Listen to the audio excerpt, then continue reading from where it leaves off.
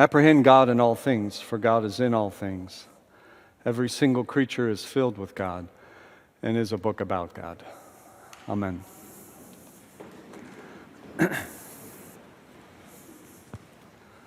Well, I want to start with saying thank you to all you who participated in the online voting for today's sermon.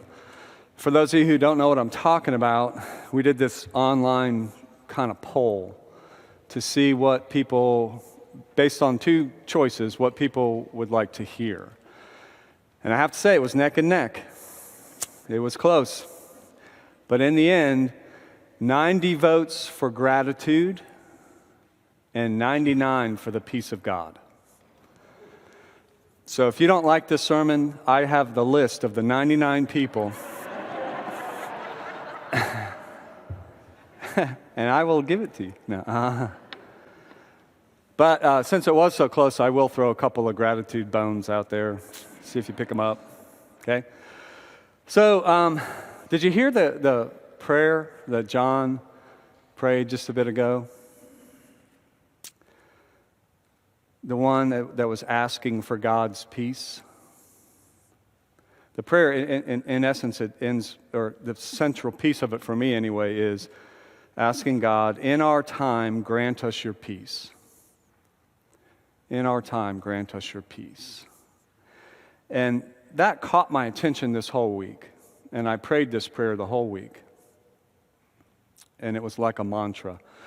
And as I prayed it, it brought me back to when I was a kid, growing up in the Episcopal Church. As some of you know, I grew up in the Episcopal Church. My father was a priest.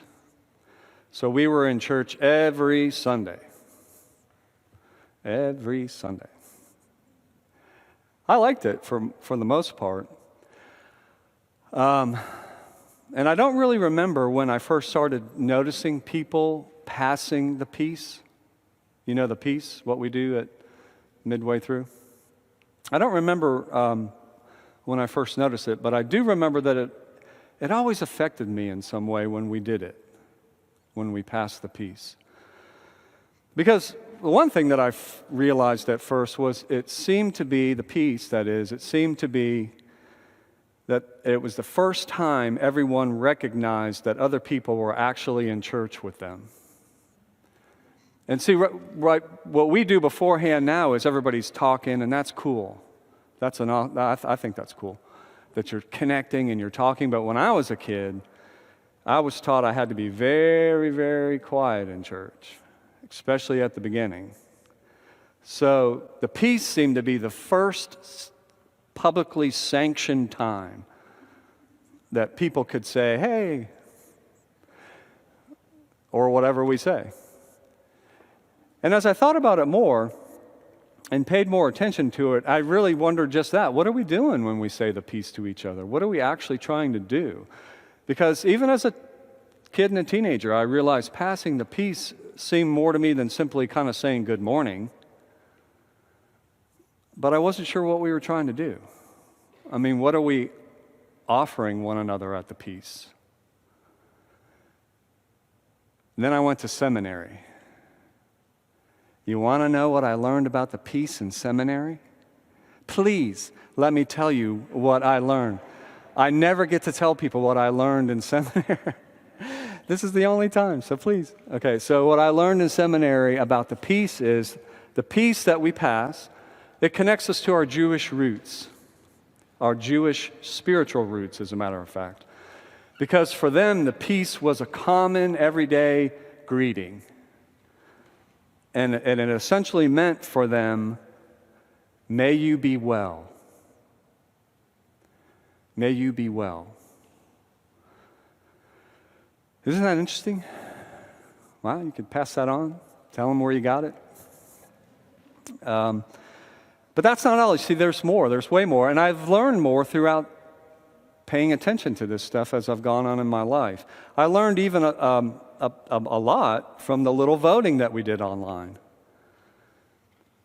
Because what that taught me, that little voting thing, what it taught me was that everyone who responded has had their own experience of what they consider to be the peace of God.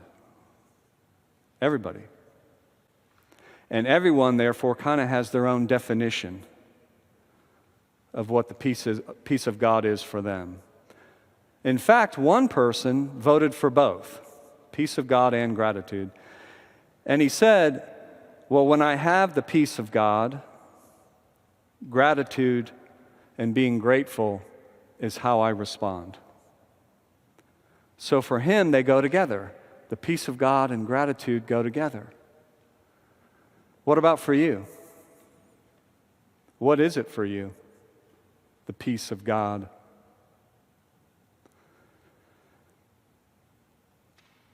I'm not waiting for you to answer. It was just a dramatic pause. Okay, so what I'm thinking in my own mind is, I hope you're thinking about, what is the peace of God for you? Because here's what it is for me. For me, the peace of God is an inner condition. It's an inside condition of well-being experienced as calmness of mind and a heart filled with gratitude, kindness, understanding, and compassion. The peace of God is a stillness of mind that is an inner condition that we experience as calmness of mind and a heart filled with gratitude, kindness, understanding, and compassion. And for me, this is what it means to say, may you be well. And this is what it means when we pass the peace every Sunday. May you be well. May you have that inner calmness of mind and a heart filled with gratitude and compassion and understanding and kindness. But it doesn't end here, right? The peace of God, I hope it doesn't end here. We don't keep it here. Hopefully this helps us with the peace of God, and then we take it out. We take it out. And here's what it looks like for me outside of church. Okay, do you guys remember last Tuesday? Remember what it was like last Tuesday? Ah, man, it was awesome. It was in the 60s, remember? It was in the 60s, so it was cool but not too cold. The sun was shining in the sky. It was that bluest of blue skies. Oh, man. It was an ideal day for me, anyway, right in the middle of this kind of dreary, dark winter that today feels like, in a way. So Cindy and I, on last Tuesday, took our dog to Lakeshore. And we were walking around the park. And as we were walking around the park, I just kind of felt my daily worries and my daily anxieties melt away, just leave my mind. And I felt such a calmness in my mind and a stillness inside of me that it brought my attention directly into the moment, right where I was. I was not thinking about what I had to do.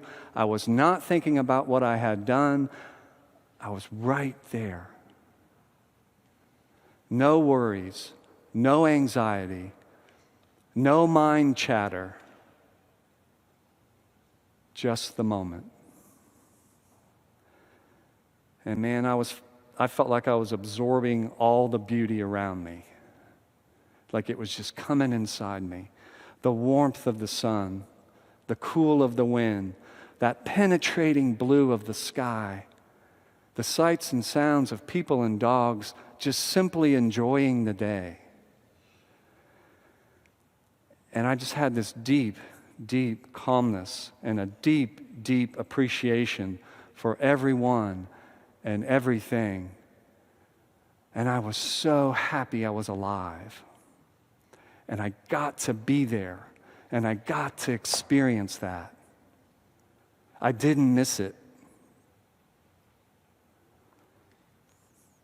That's the peace of God. And I love that feeling. I love that way of being. I hope to God you've had that experience. in whatever way you've had it. And I love that way of being so much. I want to be like that all the time. I want to live from that place, not from a place of anxiety, not from a place of worry, not from a place of drama, not from a place of chaos, but from a place like last Tuesday.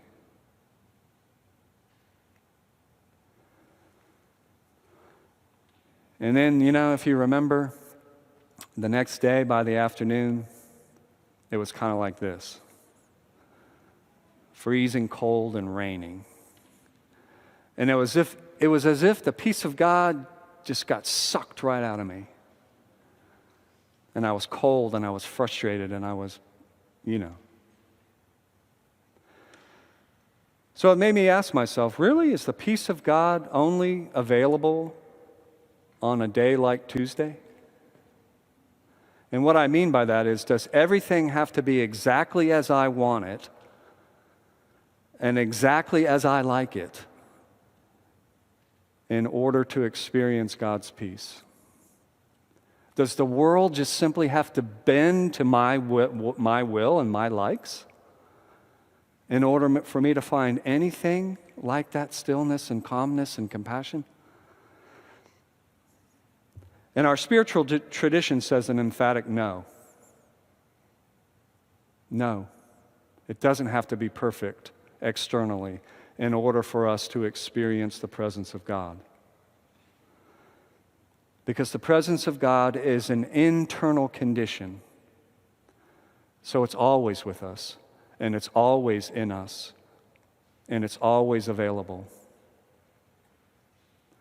There are people who, despite very, very harsh conditions, still experience this peace.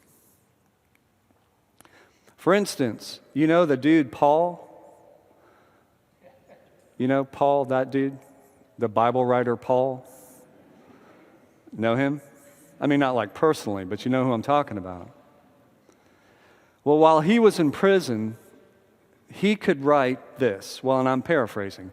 But he could write this: I'm content where I am and as I am, because Christ lives in me. That's the peace of God. The peace of God is always with us and always in us, and that's why it's so important for us to do the things that help us to awaken to that peace and to cultivate that peace that is inside of us. And for each of us, the thing is, it might be different. What we do might be a different thing. A lot of it's going to depend on your temperament, your personality, how long you can focus. A lot of it's going to depend on you, because there's no one way. But I will suggest this, and I do think this will affect everybody. I'll suggest this one thing that you can do to help you experience the peace of God. You ready? Limit the amount of time you watch 24-hour news channels. And I mean that as seriously as I can mean that. Because if you spend all day watching that stuff, you're just going to be anxious and a mess. Limit it. And then find other things that help it, because the peace of God is in you just as much as anybody else. Well, we've only just scratched the surface, to tell you the truth. We've only just scratched the surface of this. I could go on forever, but I can tell you don't want me to do that. I will say this: if you want to do more, if you want to go into this more and more deeply, because it goes as deep as you can go, let us know. Let us know. Maybe we'll do a class in Lent, all around the peace of God. But for now, let me leave you with this. My hope for you, my prayer for you, is that you experience the peace of God with you and in you right this moment, today. Amen.